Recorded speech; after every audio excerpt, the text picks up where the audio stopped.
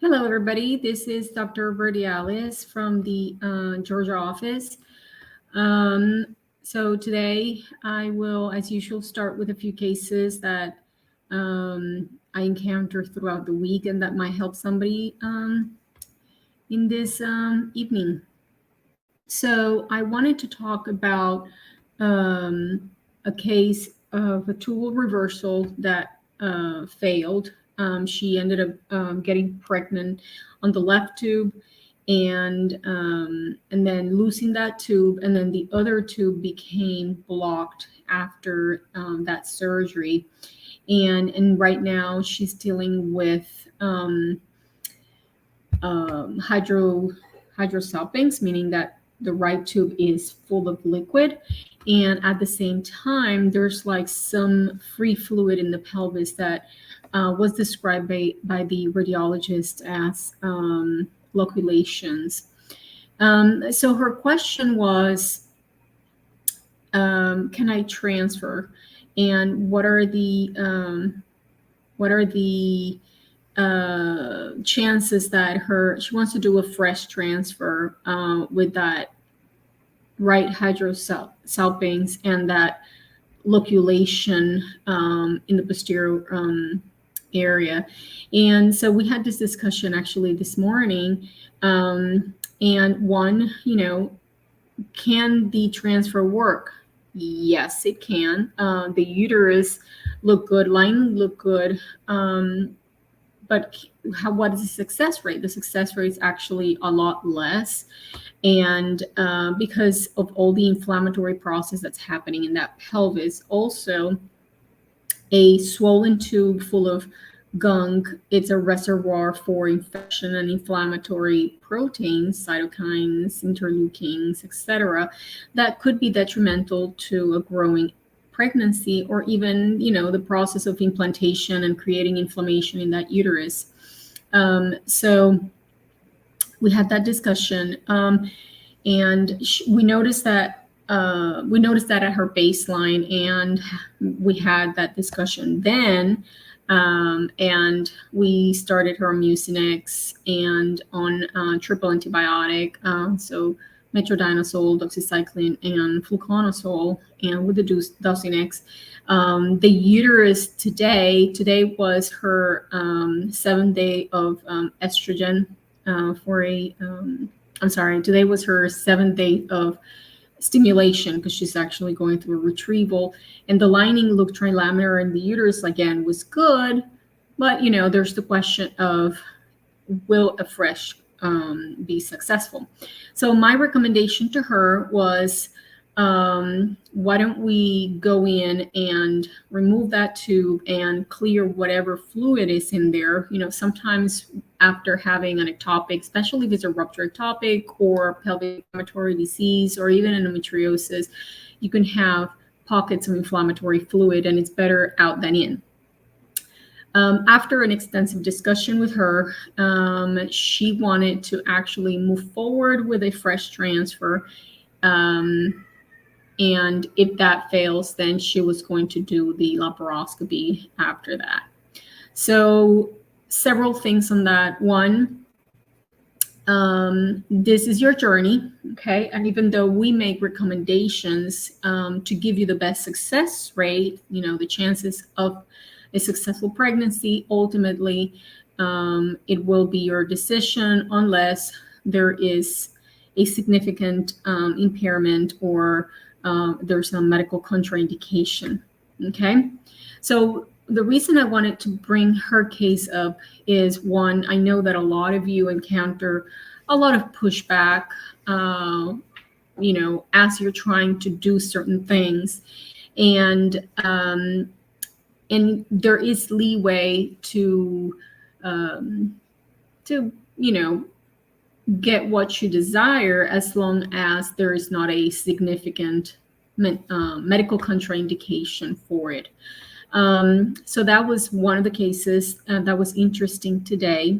And then the second case, which was a lot, that one definitely we canceled because she's a diabetic. She had donor eggs, embryos are ready, last time that her hemoglobin A1C, or the diabetic marker, was checked, it was 7 a few months ago. And when it was checked at baseline, it was 8.8. So there's a medical contraindication to transfer. So we canceled the cycle. And luckily, she understood the reasons for it. Okay, I always like to share a few cases. Let's see what you have for me tonight. Any recommendations the night before transfer? One, you want to be as relaxed as possible. I would meditate, honestly, visualize. For those of you that have transferred with me, I always say the same story. Visualize your uterus as a pot, and your lining is the black soil, and then the transfer is that little seed that's going to be implanted, and it's going to grow into a beautiful pink or blue flower. So really getting that mindset, and that's it. And then just show up and be beautiful. I know that most doctors say you can travel the same day. I prefer that you guys travel the next day, because implantation happened within a few hours of transfer. So those first 10, 12 hours are critical. Either it implanted or it didn't. So I would kind of take it easy for that day, avoid travel if possible, and then leave the next morning. Okay. 47, AMH of 0.8. Am I out of egg reserve?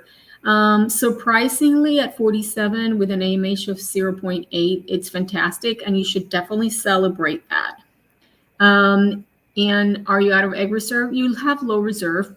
You can probably work with that. With an AMH of 0.8, usually on the younger women, you would get about 4 to 6 eggs. So we would have to see how you respond.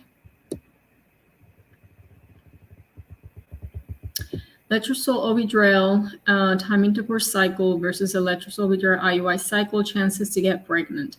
It really depends on, one, is there any male component? Is the semen analysis like 100% normal? Are we dealing with both tubes open? Okay, that's going to be really, really important as well. IUI, I like calling it super sex. You fluff up the sperm, get rid of the abnormal ones, and give them a heads up, a head start. So it increases chance, like having sex at home, it's 8 to 10%, and IUI goes to 20. So it does improve chances of getting pregnant, but I mean, IVF is the best technology we have, and it sits at the national average of 50%. I have an embryo listed as undifferentiated. What does that mean? That it arrested. Hello, everybody that's joining me. Always nice seeing you all.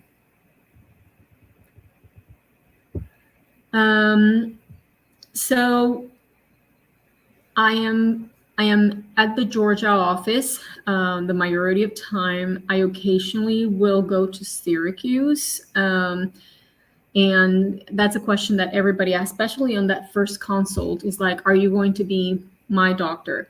So you are always welcome to circle back with me. The Atlanta number is 770-266-3930. And you are always welcome to reach me through Facebook. It is actually the best way to reach me. Mayor Belverdialis. My last name is very unusual, so I'm very easy to find.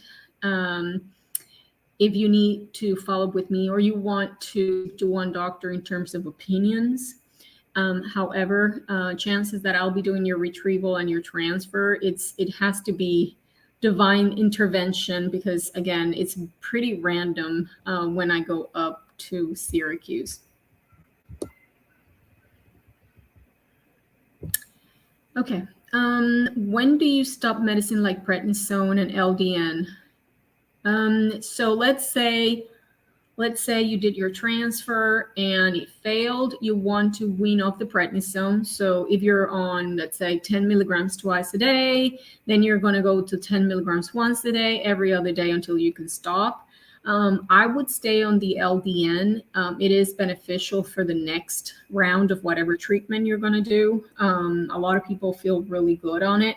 If you're having side effects on the LDN, maybe you can try a lower dose. Some people don't tolerate the 4.5 as well, and some people get insomnia from it. So then you could try it in the morning and see how you do with it.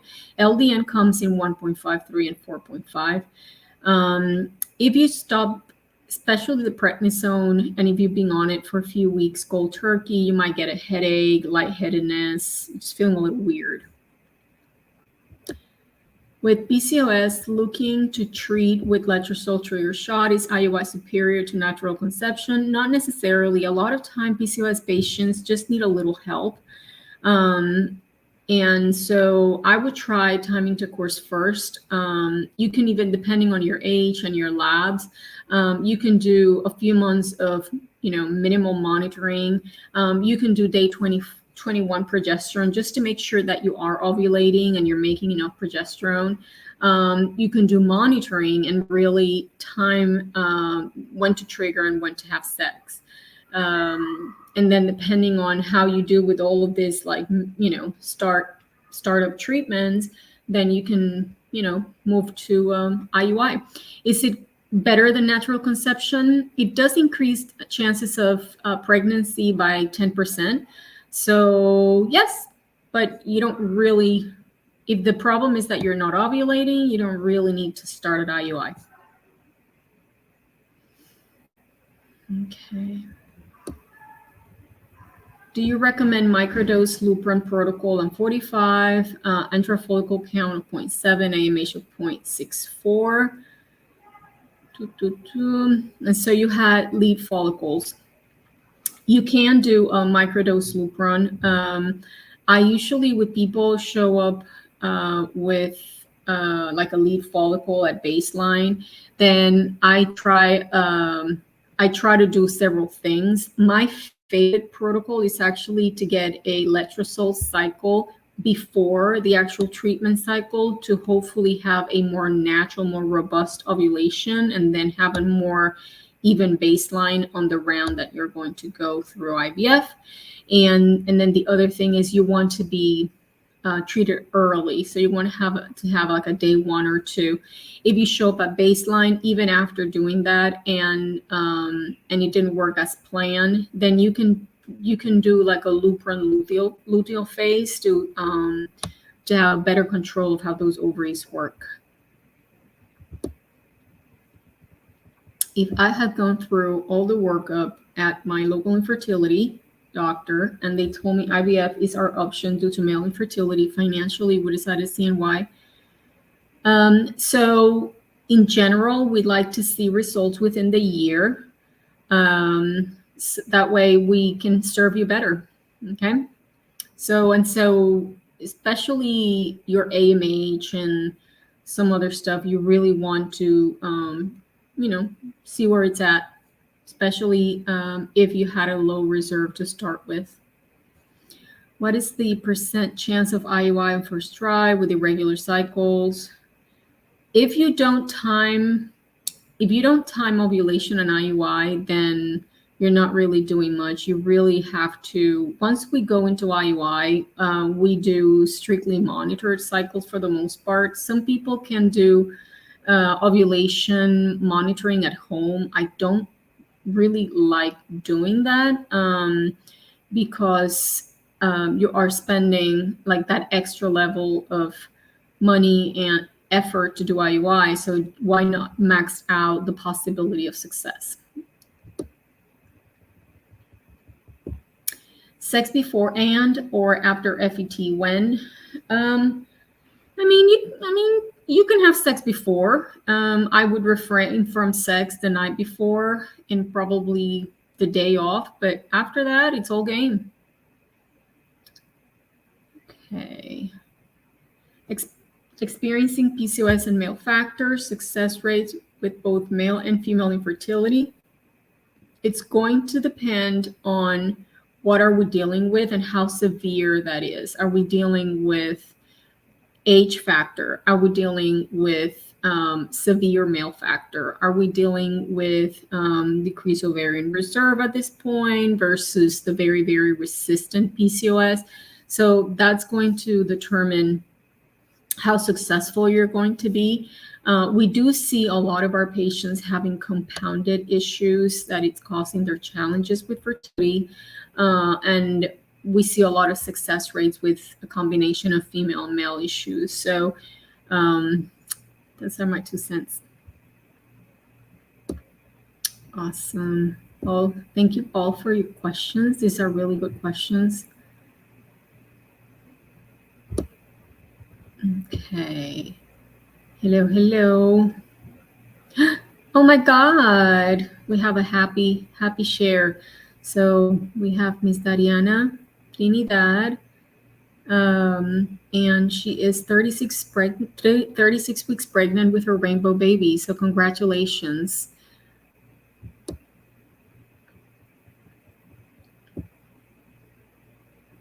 Okay, so Danisha, does your clinic work with persons living outside of the United States? I live in the Caribbean. How would you find out costs?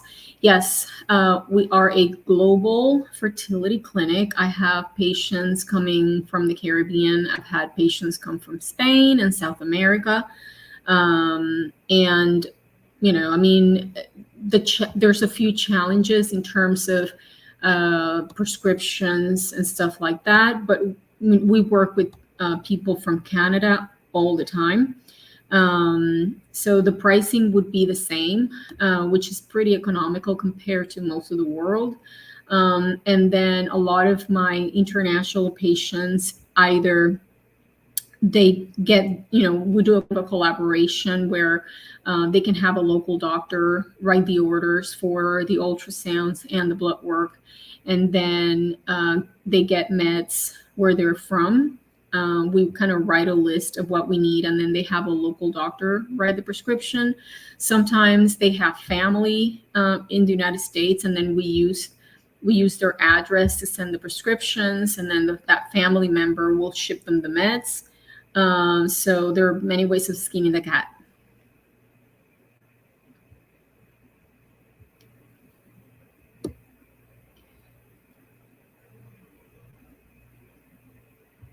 Oh, Leslie, that's so sweet, sweetheart. I do what I do because I love it. There's that extra priceless satisfaction that, you know, makes my life 100 times better too. So I'm glad that you're doing a lot better.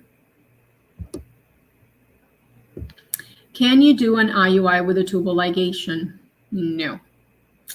You need working tubes to get an IUI done. Depending on how the tubal ligation was done, you could try to have a tubal reversal, and if your tube's okay, then you be able to do IUI.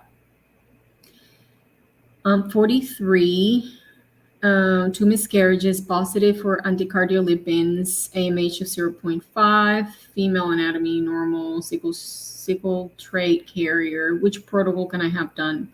All right.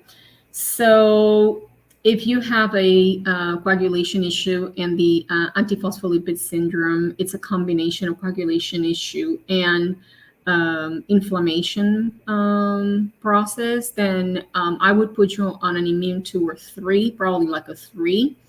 And depending on whether your tubes are open and your partner's semen analysis, we can do hyperovulation with IUI, and then still use a level 3 immune protocol for you with Lovenox and prednisone and potentially intralipids, baby aspirin, Claritin, or we can go into IVF. And then with an AMH of 0.5, at your age, everybody responds a little different. We're hoping, if we have to do IVF, to get 3 to 4 eggs.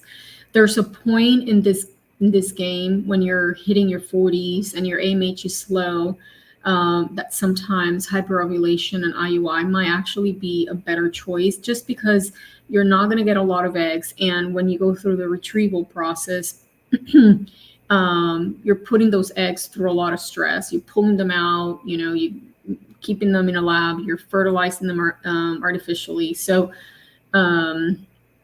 sometimes kind of thinking outside the box and then using IVF meds, but then switching to IUI might actually also be a good choice.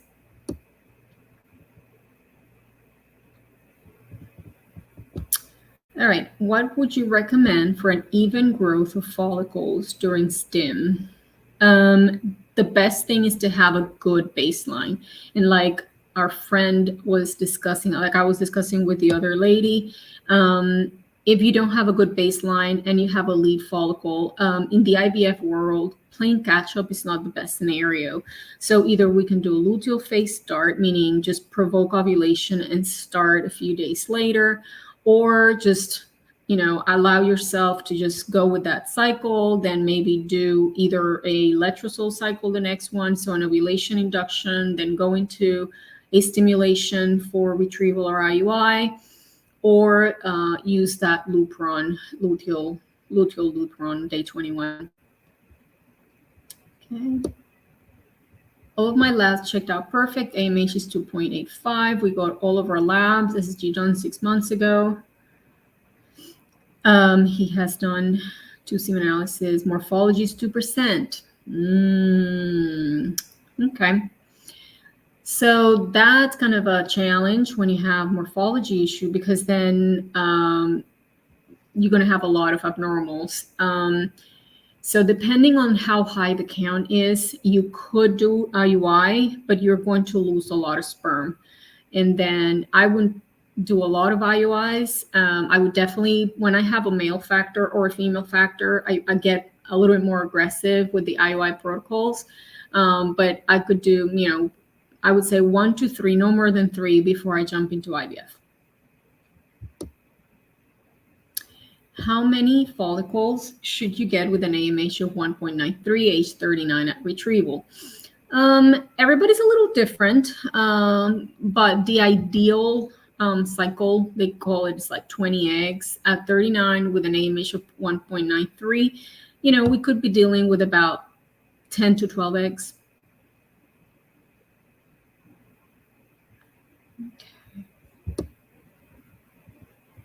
Okay. What time frame do you recommend resuming fertility treatment after a loss at 6 weeks? Just jump on it right away. There was an observational study from the 50s that showed that women are kind of hyper fertile the 6 months after a pregnancy has ended, regardless of how that pregnancy ended: miscarriage, abortion, ectopic, or a birth. Okay.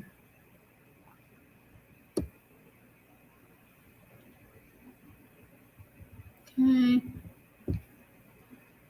Can taking male supplements for fertility for a year be bad? Absolutely not. You're building your body. For those of you that work with me, I am a naturopath as well. So I believe in a very integrative approach to life, period, not only fertility. Anything that will add to your biological reserve, it's going to be a gain in more than one level. Is there any way to prevent ectopics when already pregnant? No. I mean, once you're pregnant, it doesn't really matter where the pregnancy is, because where it is, it is. Preventing ectopics in the future, it depends if there's any tubal compromise. If you've had an ectopic, it puts you at risk for ectopic. If you had any infection in your pelvis, you're at risk of ectopic. If you had endometriosis, puts you at risk of ectopic. If you had any previous tubal surgery, puts you at risk of ectopics. Have you seen more success with fertilized eggs not fully developing to blast until day 6, but 7, fresh versus transfer? No, I haven't seen anything significantly different for a blast that doesn't fully develop to day 6. We do have a lot of very successful babies that come out of day 6 and 7.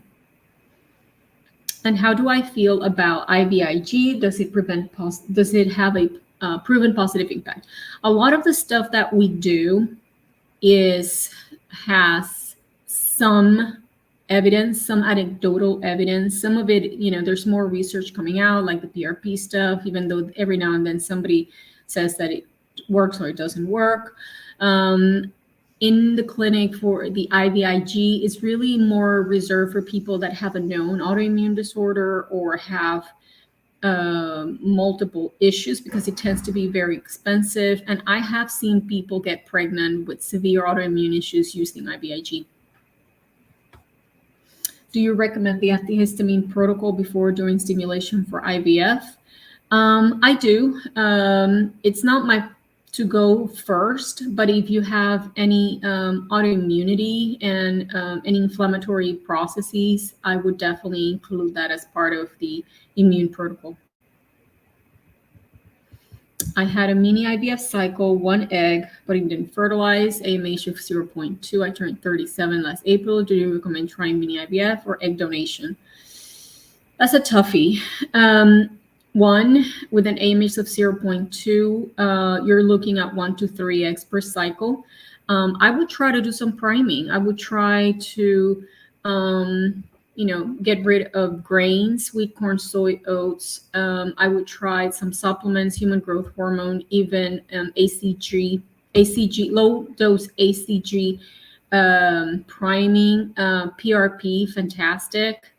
So I would try to do that first before jumping into another cycle. But and it's a very personal thing as well. And this is your journey, so it's kind of, you have to be ready to jump into egg donation. Now, donor eggs will be your fastest and easiest way to get a baby, but you have to be ready in your heart for it. So whether you jump into that, there's no right or wrong answer. If you wanted to just, if it was too much for you to go through this experience, then yeah, go ahead and go into egg donation. It's going to make your life a lot easier. Just be sure that you are, mentally and emotionally ready for it. And if you wanted to try again, then I would definitely do some priming. Awesome. Okay.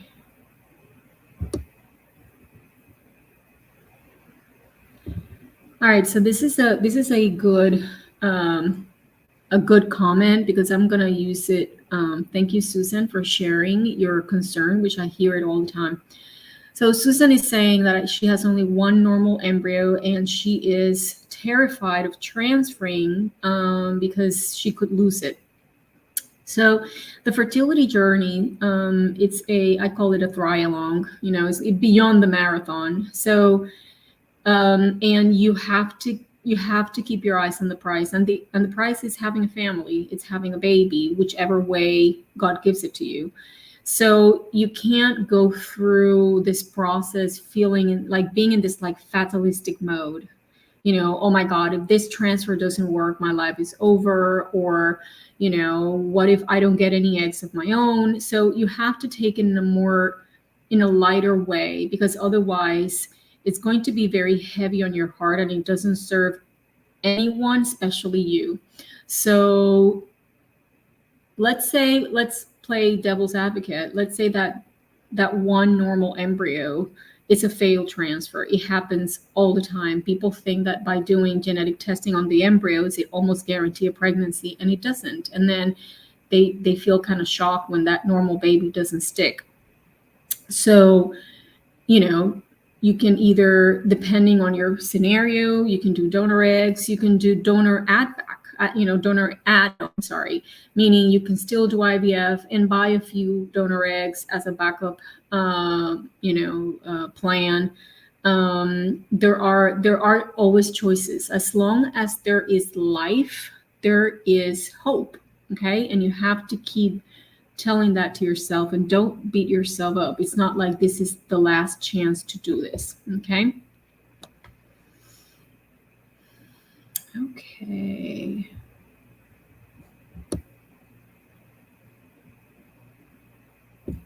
Okay. I am 29 and my AMH is 0.32. How many eggs do you think I would get? With an AMH of 0.32, you're looking at 1, 2, 3 eggs. I would seriously encourage, especially you're 29. So on the younger crowd, I see those AMHs bounce back a little better than the older crowd. So I would do priming 1 to 3 months. I use a lot of glandular therapy. I recommend a company called Standard Process. That's the one that I personally take, and I've seen really good results with that. And then PRP, you're doing the diet. That's fantastic. CoQ10, a food-based vitamin E. It's going to be really good. Inositol, if there's any concerns with sugar handling. So I would do priming before I jump into IVF. Okay. All right, people. I know that I see that you have a lot of questions, and I appreciate you all. If you have specific questions for me about your case, feel free to reach out. If it's something I can answer right away, I will. Otherwise, I will get you on my schedule as soon as possible, and we can share some ideas. May you all be blessed, and I will see you guys in 2 weeks. Bye-bye.